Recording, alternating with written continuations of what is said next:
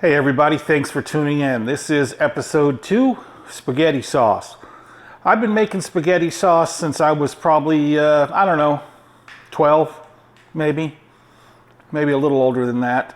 Nowadays, and when the kids were growing up, I like to make it on Sunday because you want that sauce to simmer and stir and steam, and you want to enjoy it. It's hard to make it and then eat it right away. It's really better after it's been cooking a while.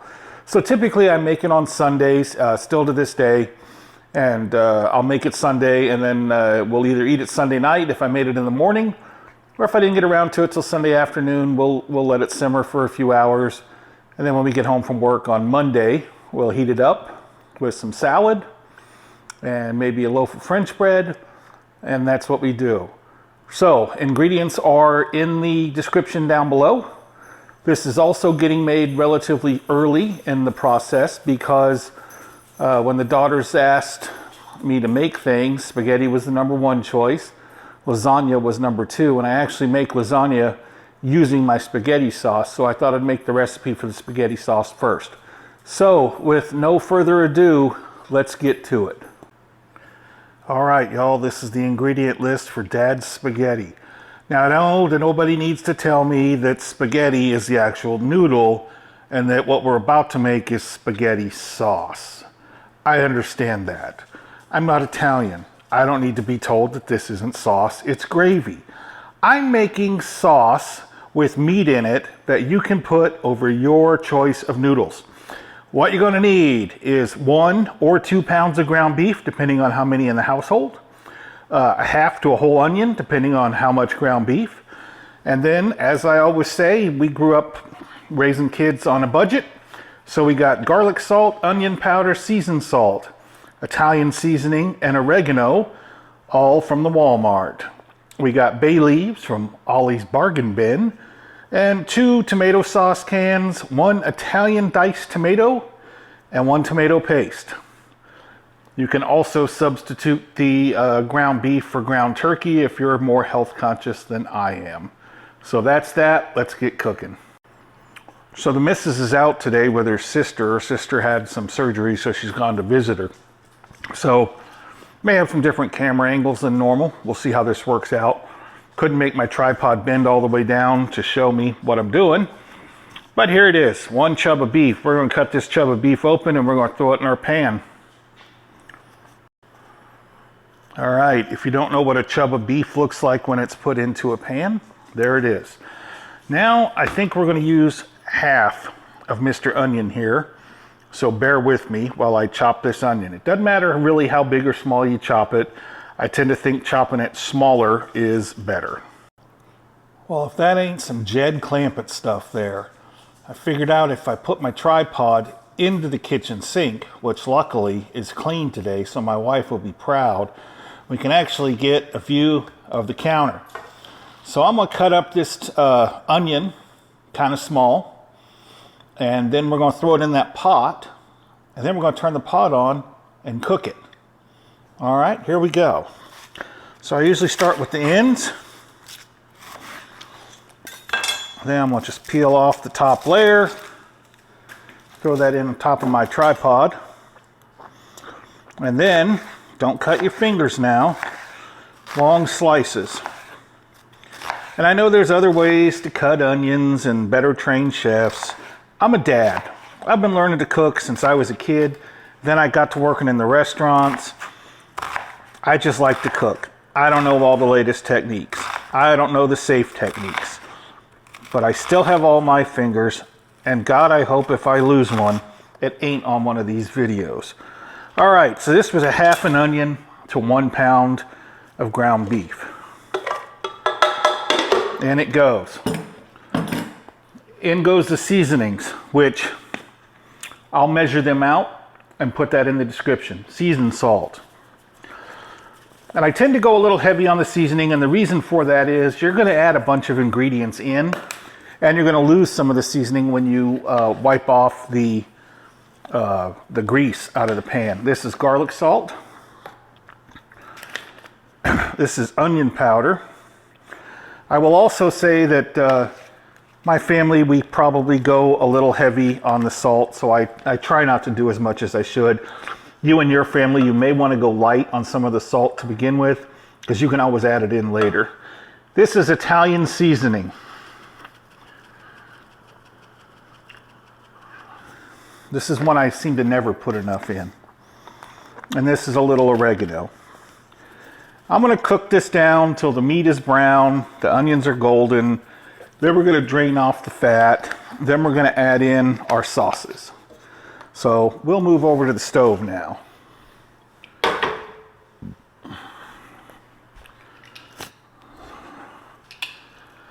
There we go. We in the stove now.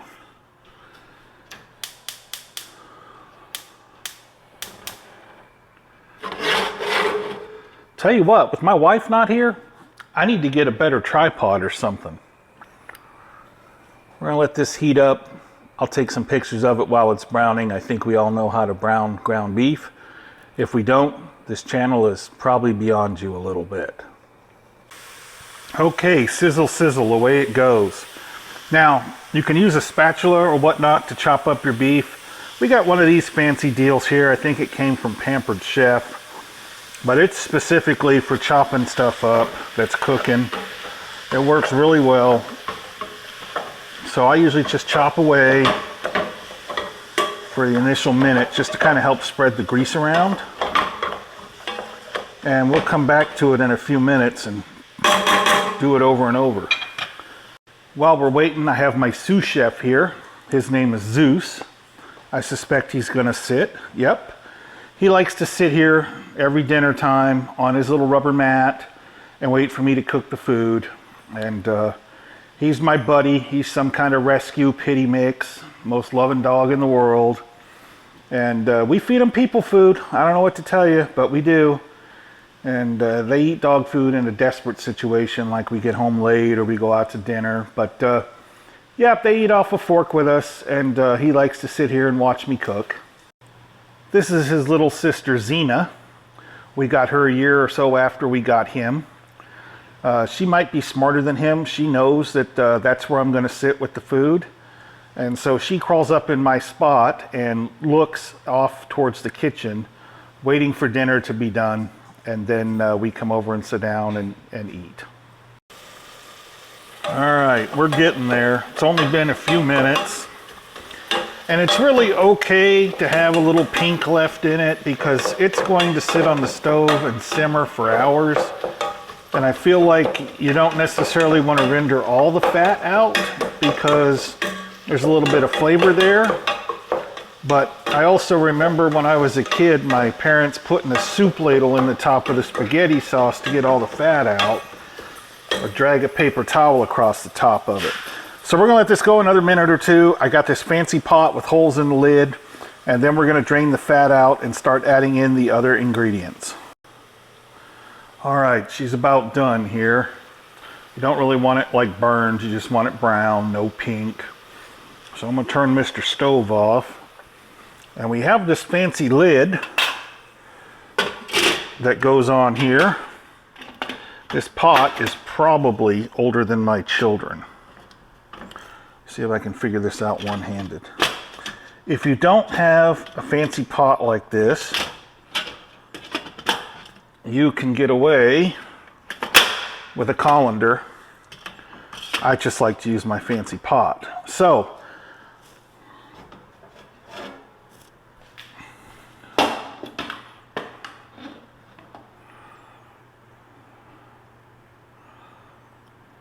just a little bit of grease. But I'm going to drain that off. We're going to take it back to the stove. And then we are going to add our canned goods. No, I don't need anybody telling me about putting grease down the sink. It is what it is. If every 10 years we got to have somebody roto-zip the plumber, then that is what it is. All right, again, I'm not getting all the grease out. I want some flavor left in there. So back on the stove we go. Off comes the lid, and I'm gonna dump in these ingredients. I know why you're watching this video. It's because I got nice cans, huh? Anyway, all these into the water.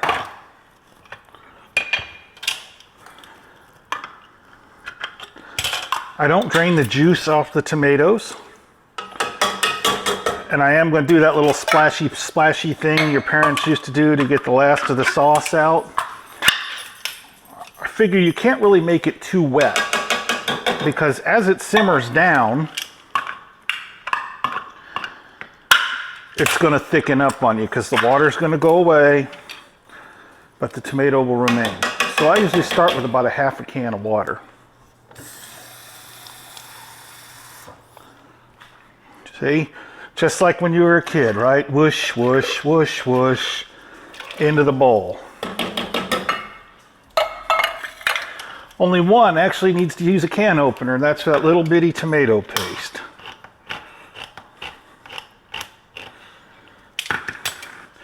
Tomato paste not only helps thicken it, but to me it makes it a little sweeter. So, tomato paste.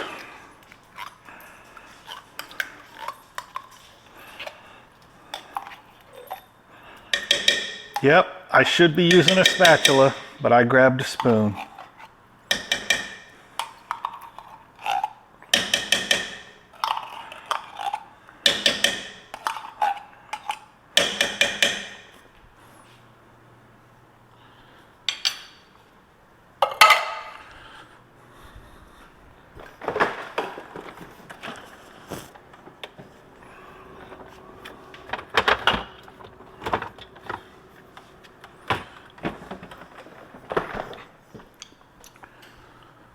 Also, what I forgot to tell you is you need some garlic. You can use garlic powder.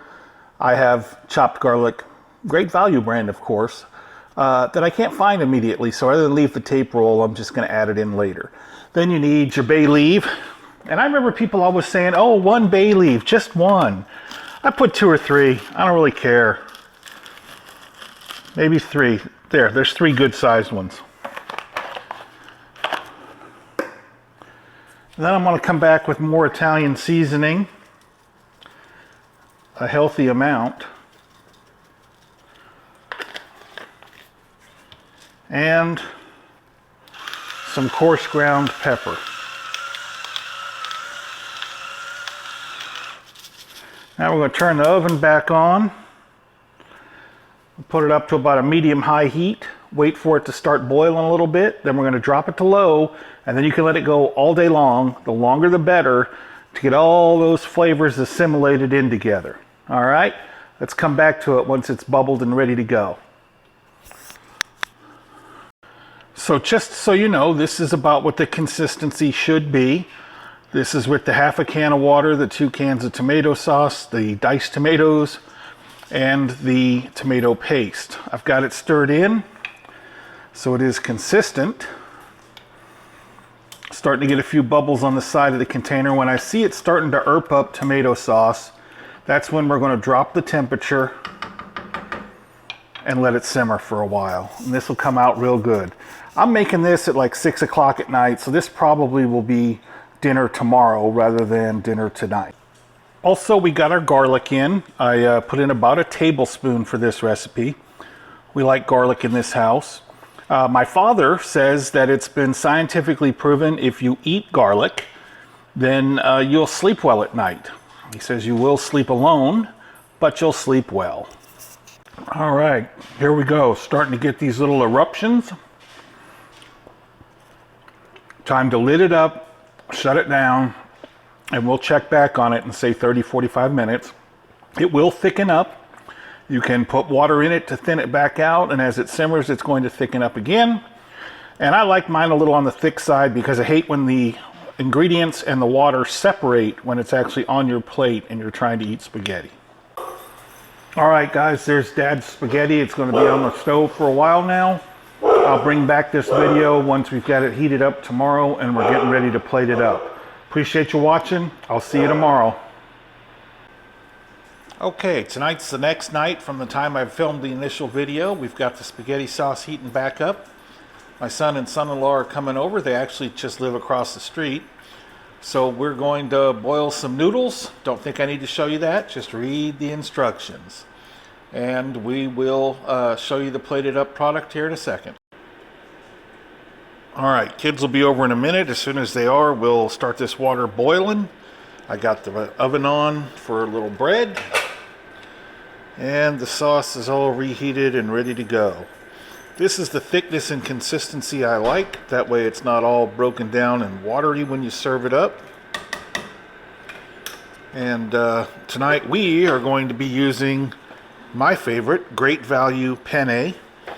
So one of the things I like to do is change the pastas up a little bit here and there instead of just using spaghetti or angel hair. There's bow ties, there's penne, different types of pasta just to make it a little more interesting and interactive. Once the pasta's boiled, I'll plate one up and show you what it looks like. Oh, okay. All right, spaghetti's done, noodles are done. Now, if you're serving the kids, flop it out on a paper plate, send them on their way.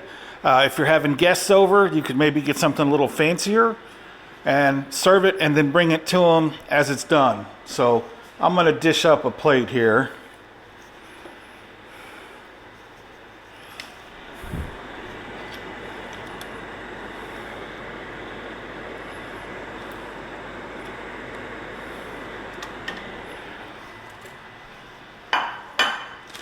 Put a little bit of real Parmesan on there.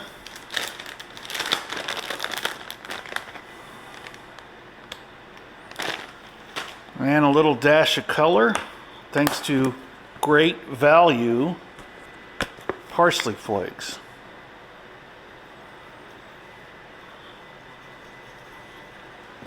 There you go. Dad's spaghetti, kiddos. Thanks for watching.